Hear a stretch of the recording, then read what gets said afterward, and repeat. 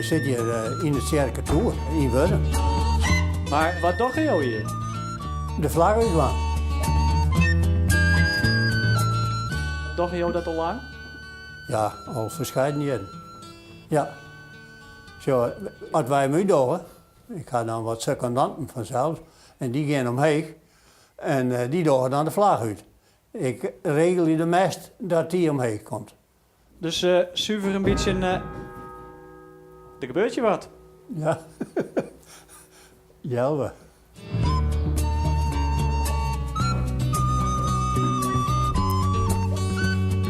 Ik heb begrepen dat dit nou Joert voor jou de laatste keer is dat jou dit doet. Klopt Ja, dat? ja, dat klopt. Ja. Maar Pien niet het? Nou, eigenlijk wel, ja. Ik hier me nog net. Absoluut net. Maar ik kan toch mijn knibbels net meer doen. Zo ik dan bij de trap op mat. En dan beginnen die knibbels op te spelen. En dan had ik er moeite mee om boven te komen. En ik kies als jij hier het zou zijn van, nou ja, ik moet er maar mee ophouden, want dit wordt mij te moeilijk.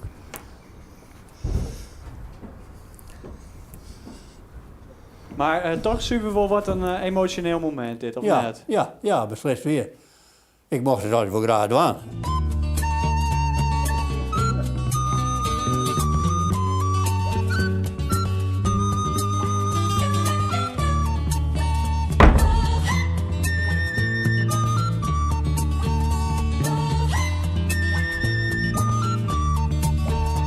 Zo, hier zag ik, bedoel ik dan. En ik ga hier een ding, daar zitten een paar knappen op. En dan kan ik die mest mij omheen drukken. Ik ga hem open, hè? Ja.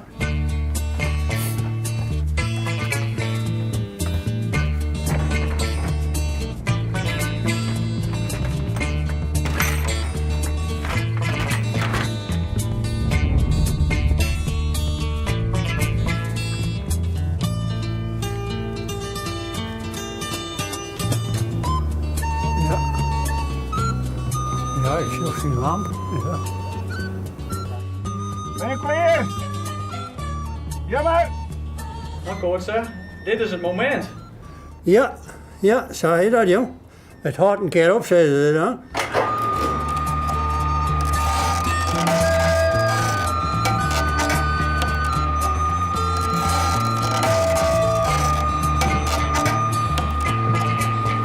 Oh! Nou, dan lees ik hem nooit uit. Dit is de laatste keer dat ik hem beet had.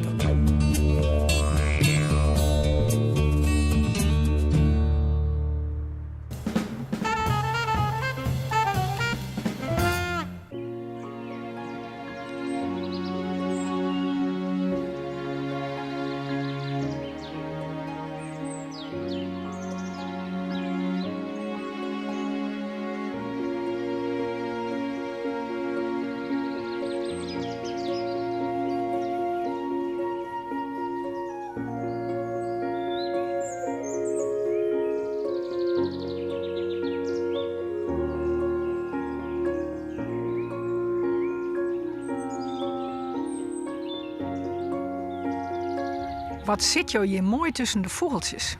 Ja, dat is mooi hè. Ik met deze stien die moet ik even opknappen voor een familie. Maar vooral in de maait, dan haal je de vogeltjes erbij. Hè. Dat haal je er gratis bij. En ik moet eerlijk zeggen, dat vind ik mooier als de radio erbij.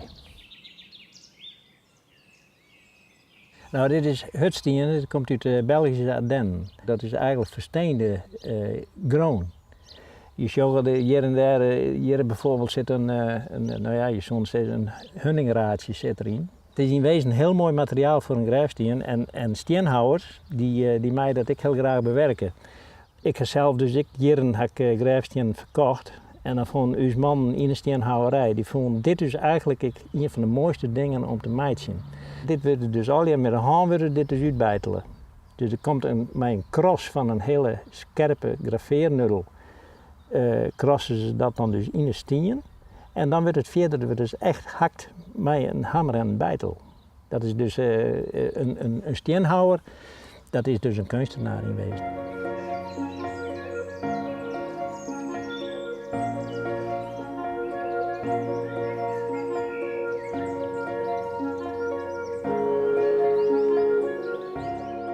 Wat heb je mij de deer? Ja, eigenlijk had ik er altijd wat mee aan. Eigenlijk van iets jonk jou al, want mijn heid, die we uitvaartverzorger hier op het dorp, als dan de rouwstoet eraan kwam uit de Boordenwei, dan jij het hinder, dus jij niet de strijdstenen komen. En dan stroepte ik al door de wei en dan lag ik onder een hulpspaal te zien wat er al gebeurde. En dan ramden ze nog 3 keer om begraafplaats heen, voordat de overledenen dan dus echt begraven waren. En ik vond dat altijd een heel indrukwekkend gezicht. Ik had er gewoon wat mee. En toen moest ik de noodtoelen eens even nijsjen van de uitvaartvereniging die 100 jaar bestien. En toen ontdekte ik dat mijn paker van Memmerskant, wie ik een Albert, daar ben ik mee neemt, dat die zich meldt hier als drager, dat wie in 1928. Mijn beppe, die naaide de kleden van de rouwkoets, als er wat aan stikken weer. En mijn heid die had dus langer dan 40 jaar had die, dus het boordenwerk gedaan. En mijn mem die hielp hem altijd met ouwlissen en kisten en zo. Dus werk je mij de deer, dat zit bij je in de genen. Ja, dat zit dus behoorlijk in de familie, denk ik. Een heel pruttige mensen gaan wel eens in me zijn van, nou, wat haast dat er nou eigenlijk mee? Want altijd met mensen in rouw en het is altijd moeilijk. En ik geloof dat dat mij nou eigenlijk correct lukt. Want ik hier natuurlijk fietsenverkeerpje ken, bij wijze van spreken. Maar ik denk dat ik dat zo leuk net eens vond hier als dit. Want je kon ik wel eens wat betekenen voor mensen.